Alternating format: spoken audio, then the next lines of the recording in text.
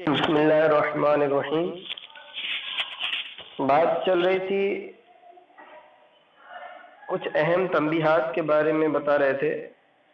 سب سے پہلے کل ہم نے پہلی تنبیہ پڑھی تھی کہ نبی پاک علیہ الصلوۃ والسلام کا جو فرمان ہے کہ قرآن پاک 7 حروف پر نازل کیا گیا ہے، تو اس کا ہرگز یہ مطلب نہیں ہے، ٹھیک ہے، کہ آگے وہ دوسرا آ رہا ہے کہ اس کا مطلب یہ ہے کہ 7 صورتوں پر، یعنی 7 وجوہات پر قرآن پاک کیا ہے نازل کیا گیا ہے۔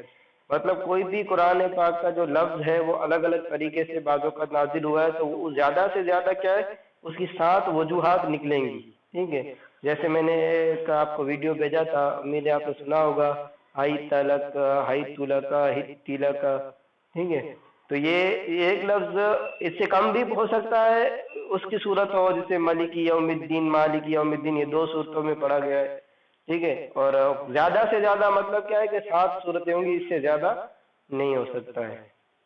اب تنبیہ الثانی میں بتا رہے قال مکی، امام مکی نے فرمایا کہ من ظن ان قراءۃ هؤلاء القراء كنافع وعاصم هي الاحرف السبعة التي في الحديث فقد غلطا عظیما۔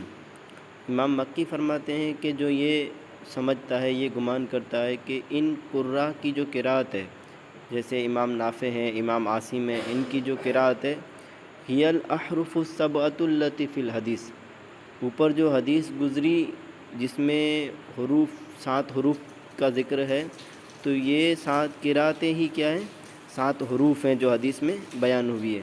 تو کہہ رہے ہیں کہ فقط غلطا عظیما، تو اس نے بہت بڑی غلطی کی، بہت بڑی غلطی کی ہے، یعنی مطلب یہ کہنا چاہتے ہیں کہ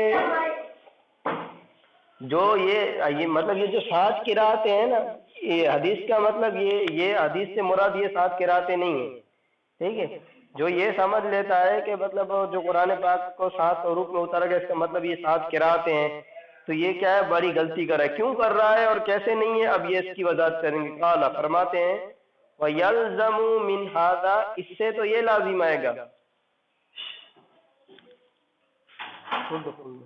اس سے تو یہ لازم آئے گا کہ ان ما خرج ان قراءت هؤلاء السبعۃ، کہہ رہے ہیں کہ ان 7 کے علاوہ جو قراءتیں ہیں جو اس سے نکل جائیں گی، ٹھیک ہے۔ جب ہم اس حدیث سے یہ سمجھ لیں گے کہ 7 حروف سے مراد 7 قراءتیں ہیں، تو باقی جو قراءتیں وہ تو نکل جائیں گی۔ کون سی قراءتیں؟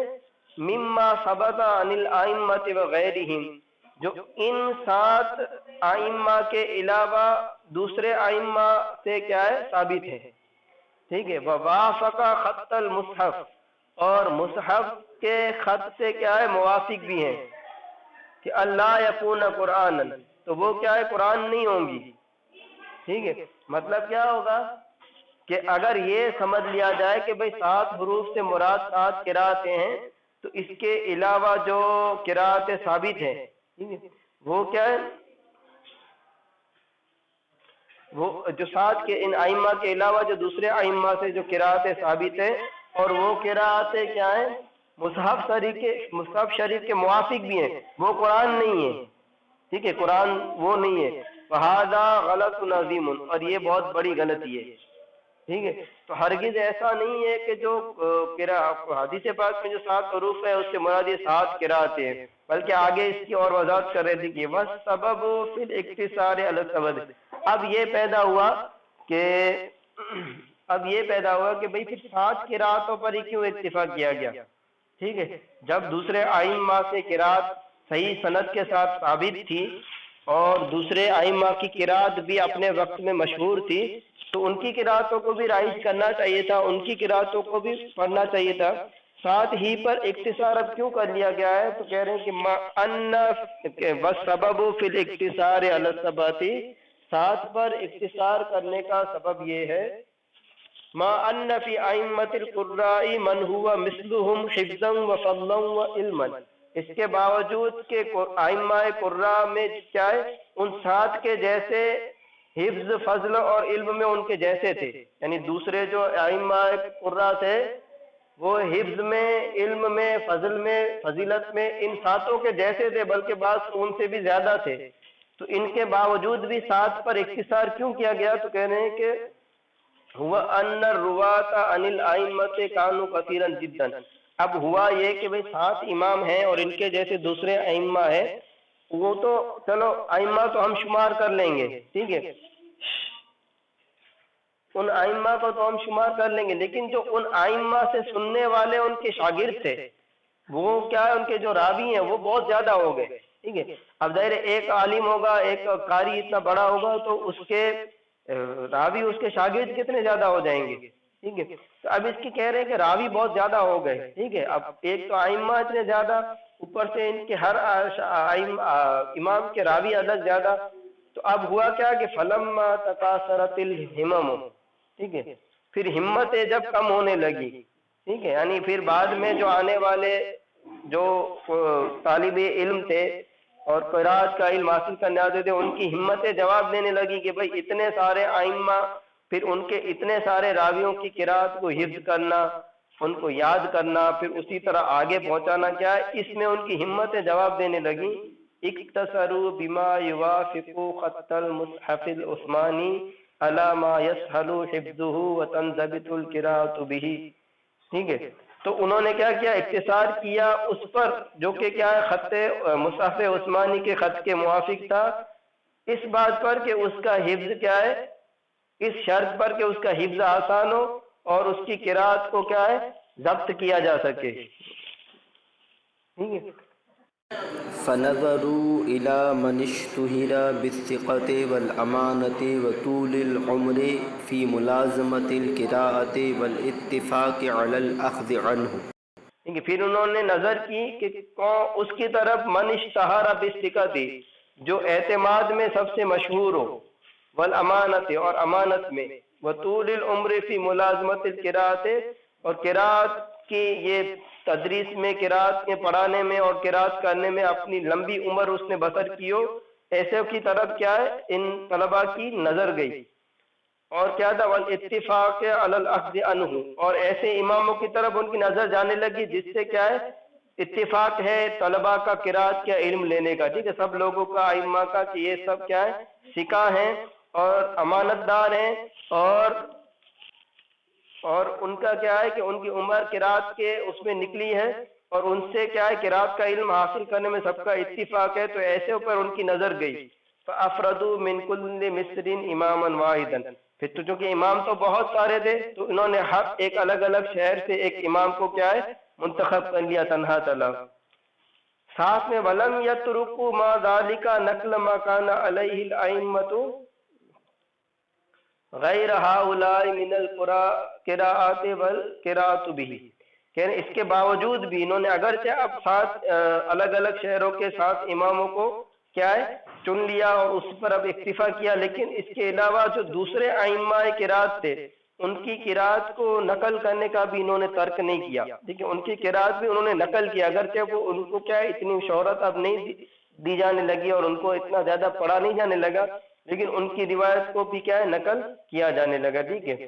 والقراءۃ بھی، اور ان کی قراءت بھی پھر کیا ہے، کی جانے لگی، یعنی اتنی زیادہ نہیں تھی ان کی طرح، لیکن پھر بھی ان کی قراءت کو بھی کیا ہے، پڑھا جانے لگا. جیسے کہ قراءت یعقوب، ابی جعفر و شیبہ وغیرہ، یہ جو 3 ائمہ دوسرے ہیں ائمہ 7 کے علاوہ، ان 3 کی اور ان کے جیسے جو دوسرے مشہور تھے ان کی قراءت کو بھی نقل کیا گیا اور ان کی بھی پڑھی جانے لگی.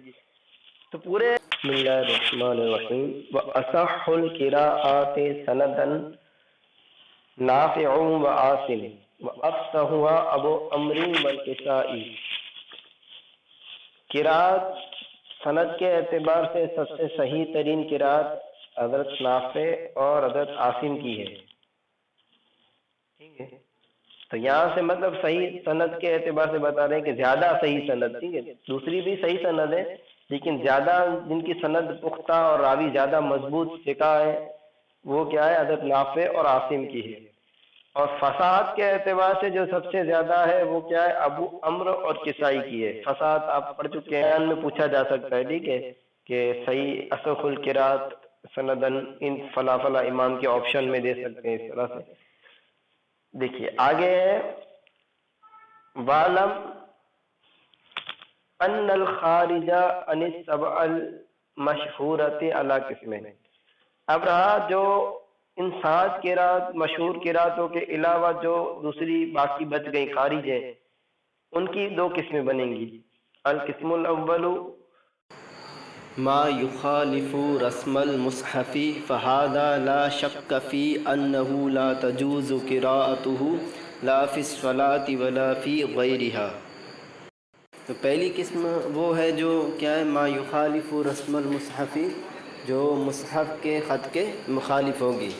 تو فهذا لا شك في أنه لا تجوز قراءته، تو اس کی قراءت ناجائز ہونے میں کوئی شک نہیں ہے۔ جو رسم مصحف کے خلاف ہے اس کی قراءت جائز نہیں ہوگی۔ لا فی الصلاۃ ولا فی غیرہا، نماز میں بھی نہیں اور نماز کے علاوہ بھی پڑھ اس کو نہیں سکتے ہیں۔ القسم الثانی ما لا يخالف رسم المصحف ولم تشتہر القراءة به وإنما ورد من طرق غریبة لا يحول عليها فهذا يظهر المنع من القراءة به اذن۔ دوسری قسم ہے جو ما لا يخالف رسم المصحف، رسم مصحف سے مخالف نہ ہو، ولم تشتہر القراءة به، قراءت اس کے ساتھ کیا ہے اور مشہور بھی نہ ہو، وانما ورد من طرق غریبة، اور وہ ایسی سندوں سے وارد ہوئی ہو، بیان ہوئی ہو، لا يحول علیہا، جن پر کیا ہے اعتماد نہ ہوتا ہو، تو وَهَذَا يَظْهَرُ الْمَنْعُ مِنَ الْقِرَاءَةِ بِهِ أَيْضًا، تو یہ بھی ایسی ہے جس میں کیا ہے، جس کی قراءت سے منع کرنا ظاہر ہے، یعنی اس کی بھی قراءت نہیں ہوگی۔ یعنی جو رسم مصحف شریف کے خط سے تو مخالف نہیں ہے، لیکن اس کی قراءت مشہور نہیں ہے، اور وہ ایسی سند سے کیا ہے وارد ہوئی ہے، ایسی سند سے وہ نقل ہوئی ہے کہ جس کی سند کیا ہے، جس کی سند پر کیا ہے زیادہ توجہ نہیں جاتی ہے، ٹھیک ہے، زیادہ اس پر اعتماد نہیں ہوتا ہے، تو ایسی قراءت سے بھی کیا ہے منع کیا جائے گا، ٹھیک ہے۔ وَمِنْهُ، اسی میں سے ہے مشتہر عن ائمۃ ھذا الشان القراءۃ بہ قدیما وحدیثا۔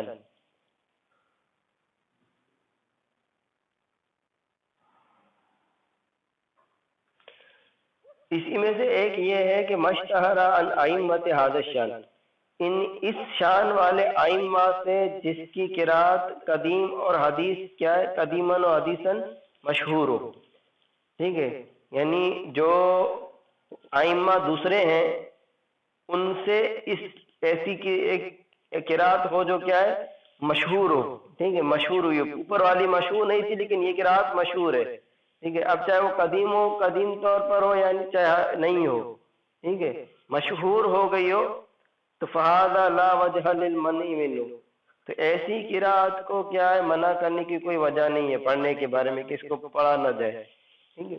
تو مطلب یہ ہے کہ جو قراءت کیا ہے رسم مصحف شریف کے موافق ہے لیکن مشہور نہیں ہوئی ہے اور اس کی سند بالکل غریب ہے، تو ایسی قراءت سے بھی پڑھنے سے منع کیا جائے گا۔ ہاں اگر ایسے ائمہ سے وہ قراءت مشہور ہو گئی، چاہے اب وہ قراءت پرانی ہو چاہے نہیں ہو، تو اس میں کیا ہے منع کرنے کی کوئی وجہ نہیں ہے، اس کو پڑھ سکتے ہیں، جبکہ یہ چیزیں دونوں فائد ہیں۔ وَمِن ذَلِكَ، انہی میں سے 3 ائمہ دوسرے ہیں، ٹھیک ہے، ابو جعفر، ابو یعقوب وغیرہ، یہ ان کی کیا ہے قراءت انہی میں سے ہے کہ یہ مشہور ہو چکی ہیں اور خط مصحف کے ساتھ موافق ہے، تو ان کو پڑھ سکتے ہیں، منع کرنے کی کوئی وجہ نہیں ہے۔ دیکھیے وَلِهَذَا بَنَى الْفُقَهَاءُ نَقْضَ وُضُوءِ الْمَلْمُوسِ وَعَدْمِهِ عَلَى اخْتِلَافِ الْقِرَاءَةِ فِي لَمَسْتُمْ أَوْ وَلَامَسْتُمْ، ٹھیک ہے، یعنی یہ ہے کہ جیسے اصل میں ہماری قراءت ہے لامستم النساء، ٹھیک ہے، اگر تم عورتوں کو چھو، اور ایک قراءت ہے لمستم نساء، تو لمستم نساء جنہوں نے قراءت پڑھا ہے تو ان کے نزدیک تو کیا ہے جس کو چھوا گیا ہے، یعنی عورت کو اگر ہاتھ چھوا جائے، مطلب ہمارے نزدیک تو لامستم سے مراد جمع کرنا ہے، ٹھیک ہے، تو ان پر کیا ہے وضو ان کا نہیں ٹوٹے گا، کیونکہ لمستم نے تم چھو، تو چھونے سے وضو چھونے والے کا ٹوٹے گا، ملموس کا نہیں، جبکہ لامستم کیا ہے؟ ایک دوسرے کو چھونا، تو اس میں دونوں کو چھونا پایا جائے گا اور دونوں کے وضو کا کیا ہے؟ ٹوٹنا پایا جائے گا۔ تو وہی کہہ رہے ہیں کہ وَلِهَذَا بَنَى الْفُقَهَاءُ نَقْضَ وُضُوءِ الْمَلْمُوسِ، وضو کے ملموس کے وضو کے ٹوٹنے وَعَدْمِهِ، ٹھیک ہے، اور اس کے نہ ٹوٹنے کی کیا ہے جو بنیاد ڈالی ہے وہ کیا ہے؟ لمستم اور لامستم میں کیا ہے؟ قرات کے اختلاف پر ڈالی ہے، یعنی مطلب لمستم اور لامستم کی جو قرات کے اختلاف ہے اسی پر یہ کیا ہے؟ حکم الگ آ گیا ہے، ٹھیک ہے، کہ ایک کے اعتبار سے کیا ہے؟ لمستم میں مطلب خالی لامی یعنی چھونے والے کا وضو ٹوٹے گا، اور جہاں لامستم ہے ان کے نزدیک دونوں کا ٹوٹ جائے گا۔ دوسری یہ ہے کہ وَجَوَازَ وَطْءِ الْحَائِضِ عِنْدَ الْانْقِطَاعِ قَبْلَ الْغُسْلِ وَعَدْمَهُ، حائض کی وطی جائز ہے عند الانقطاع قبل الغسل وعدمه، یعنی یہ مسئلہ ہے کہ اگر 10 دن پورے ہو جائیں حائضہ عورت کو تو اب یہ ہے کہ بغیر غسل کے بھی اس سے کیا ہے اپنے وطی جائز ہے، ٹھیک ہے، اور بعض کے نزدیک بغیر غسل کے وطی جائز نہیں، غسل کرنا پڑے گا۔ تو یہ جو اختلاف جو حکم میں آیا وہ کس سے آیا؟ علل اختلاف فی یطہرن بالتخفیف و یطہرن بالتشدید، تو ایک قراب یطہرن کیا ہے؟ تخفیف کے ساتھ پڑھا گیا ہے، ٹھیک ہے، اور دوسرا تشدید کے ساتھ یطہرن پڑھا گیا ہے۔ تو یطہرن کا مطلب کیا ہے؟ پاک ہو جائے، اور یطہرن کا مطلب خوب صاف ستھری اور پاک ہو جائے، یعنی غسل بھی کر لے، ٹھیک ہے۔ تو یا طہارنا جنہوں نے پڑھا ہے ان کے نزدیک کیا ہے؟ کیونکہ 10 دن پورے ہو گئے، زیادہ سے زیادہ حیض کے 10 دن ہوتے ہیں، تو اب غسل کی حاجت نہیں، پاک ہو گئی، وطی کر سکتے ہیں، کیونکہ یا طہارنا میں پاک تو ہو گئی ہے لیکن کیا ہے؟ خوب صاف ستھری نہیں ہوئی ہے، مبالغہ نہیں پایا گیا ہے۔ مبالغہ کب پایا جائے گا؟ کہ حائضہ کا 10 دن پورا بھی ہو جائے اور پھر غسل بھی کرے، تو اب مبالغہ پایا جائے گا، ٹھیک ہے۔ تو لہٰذا یہ یطہرنا میں کیا ہے؟ یہ اختلاف قرات کی وجہ سے حکم میں بھی اختلاف آ گیا ہے۔